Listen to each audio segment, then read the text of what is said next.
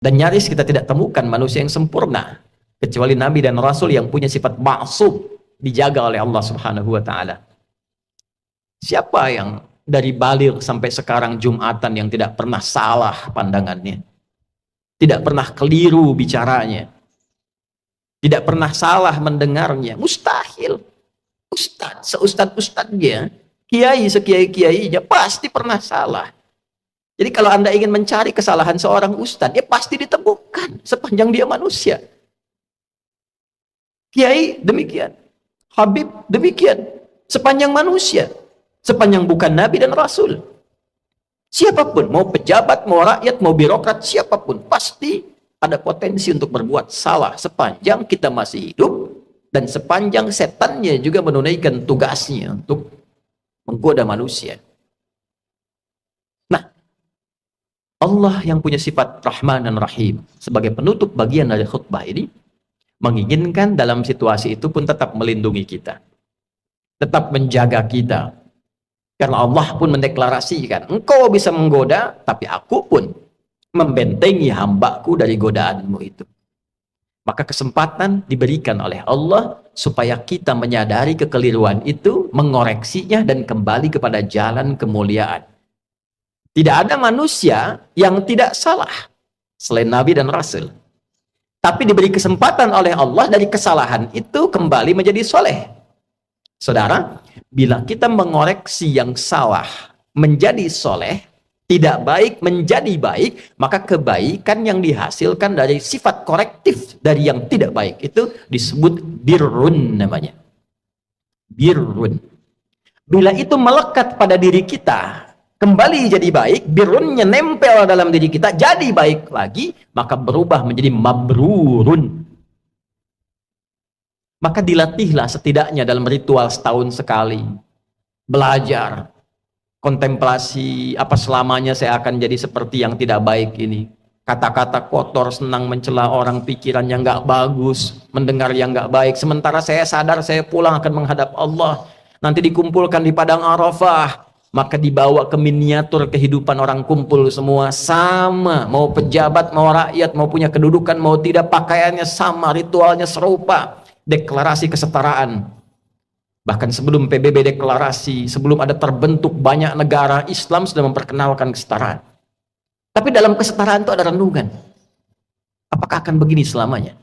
Sementara kita akan pulang kepada Allah, apa enggak malu pulang dengan status sebagai pencuri? Pulang dengan status sebagai koruptor, pulang dengan status sebagai pencela, pulang dengan status sebagai penyogok. Apa enggak malu diviralkan di alam akhirat nanti?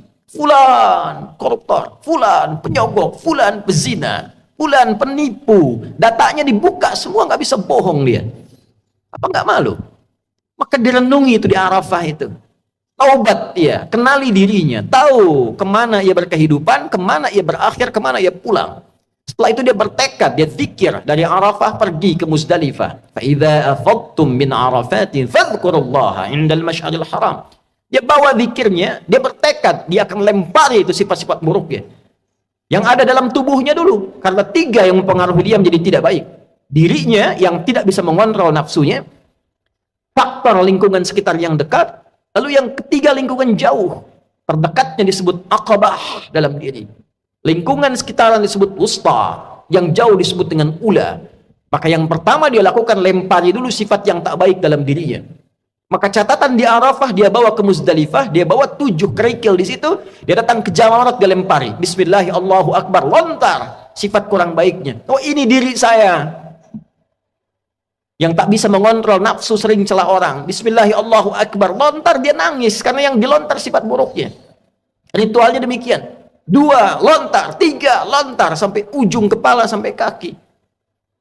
Setelah dia melontar, dia menghadap ke arah kiblat, lalu dia berkomitmen, inni wajjahtu wajhiya lilladzi fatara as-samawati wal arda hanifan musliman wa ma ana minal musyrikin. Inna salati wa nusuki wa mahyaya wa mamati lillahi rabbil alamin la syarika lah wa bidzalika umirtu wa ana minal muslimin wa ana awwalul muslimin. Ya Allah, detik inilah aku pasrahkan diriku sepenuhnya kepada Engkau, penguasa semesta. Ada orang-orang berkata, Tuhan itu alam semesta. Maka Allah lebih detil lewat Rasul yang disampaikan, akulah penguasa alam semesta itu.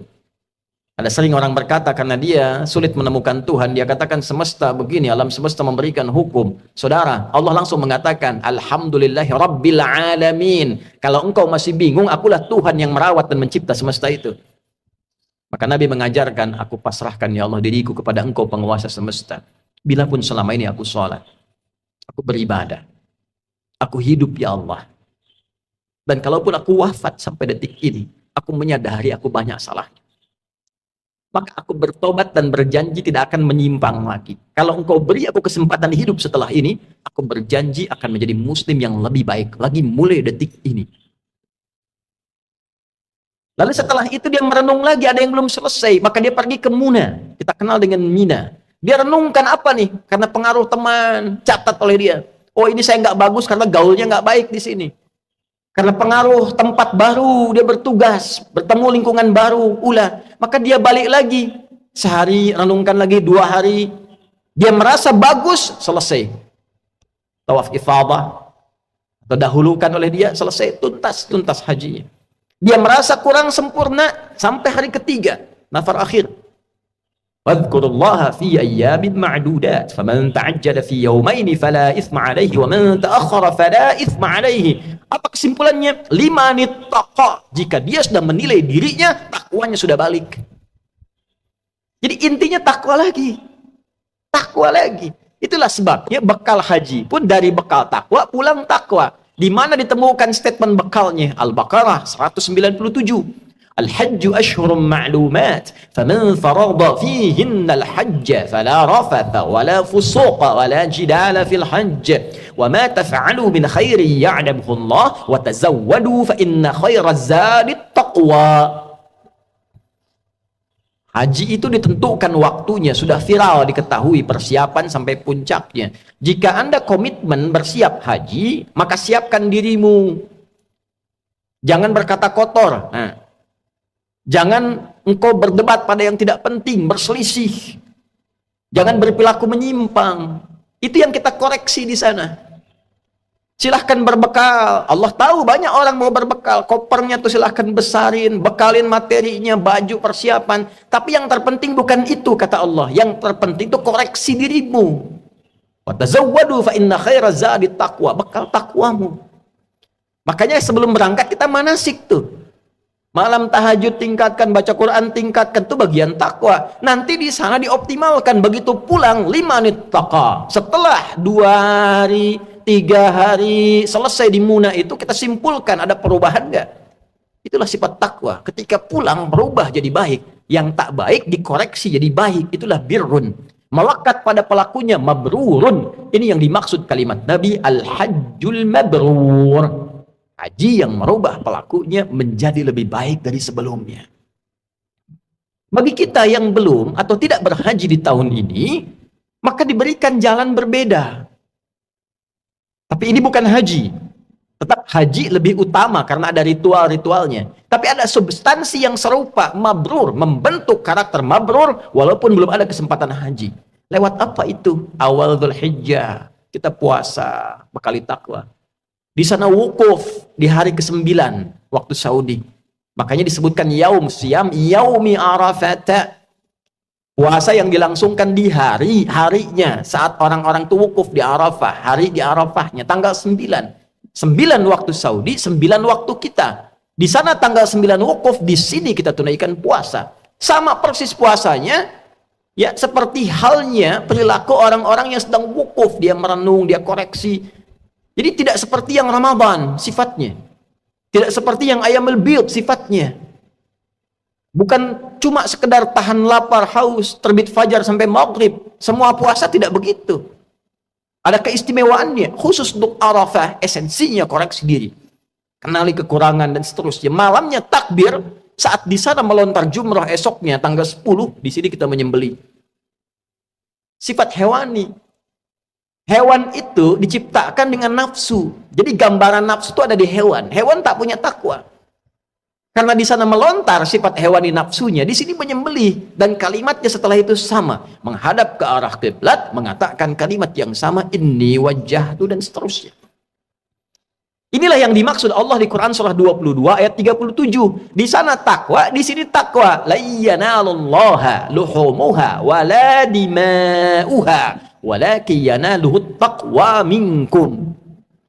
Yang diterima, yang sampai pada Allah itu bukan berapa besar sapinya, bukan berapa besar kerbaunya, bukan berapa banyak darahnya. Yang diterima oleh Allah, kata Allah, takwanya. Ada perubahan nggak? Merasa lebih dekat nggak dengan Allah? Merasa meningkat gak ibadahnya? Meningkat, mendekat, lebih dekat lagi, itu koruba. Semakin meningkat disebut kurban.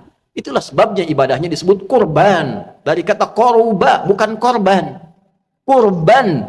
Kenapa disebut kurban? Yang dimaksudkan ketika kita berbagi dan komitmen menjadi baik, dilihat standarnya setelah itu menjadi lebih dekat hubungannya dengan Allah. Meningkat takwanya. Itulah mabrur. Sekarang kita lihat. Sehari setelah hari tasyrik, Jumat ini, Jumat deklarasi perubahan diri kita. Bukankah kita di Jumat ini dipanggil untuk meningkatkan zikir? Coba dicek, jadi lebih dekat gak dengan Allah? Merasa meningkat gak takwanya? Beruntung kita, alhamdulillah, tinggal di Indonesia, karena semua bagian dasar kehidupan berbangsa, bernegara dipaku dengan sifat takwa. Di pendidikan, Undang-Undang Sisdiknas nomor 20 tahun 2003, dari mulai pasal menimbang A sampai E, 5 itu poinnya. Poin kedua, B itu sudah takwa. Undang-Undang Dasar tahun 1945 mengamanatkan pada pemerintah, mengusahakan menyelenggarakan satu sistem pendidikan yang meningkatkan keimanan dan ketakwaan pada Tuhan Yang Maha Esa, serta akhlak mulia. Baru mencerdaskan kehidupan bangsa. Masuk tentara Sabta Marga, ada 7. Nomor 3-nya itu adalah takwa.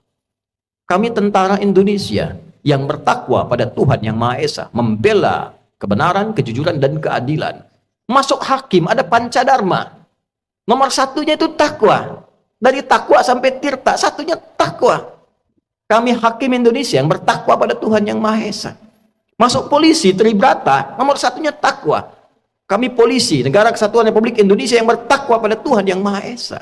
Jadi itu ukuran pendiri bangsa ini menginginkan kita jadi orang baik sebelum pintar. Sebab pintar tidak baik, celaka. Korupsi itu banyak dilakukan oleh yang pintar. Pengelabuannya oleh yang pintar. Cuma karena nggak ada takwanya sebagai amanat undang-undang, itu yang jadi problem. Nah, kalau kita mengklaim negara muslim terbesar, setiap Jumat pengingat pertama takwa, hadirin. Bertakwalah kepada Allah dengan sebenar-benarnya takwa. Tuh pulang Jumatan, betul nggak takwanya ada tuh? Ada nggak yang hilang sendal tuh? Baru keluar masjid. Itu kalau kita tunjukkan menjadi muslim yang benar, berubah jadi lebih baik, korban dekat dengan Allah, itulah esensi manusia mabrur yang diinginkan oleh Allah dan Rasulnya.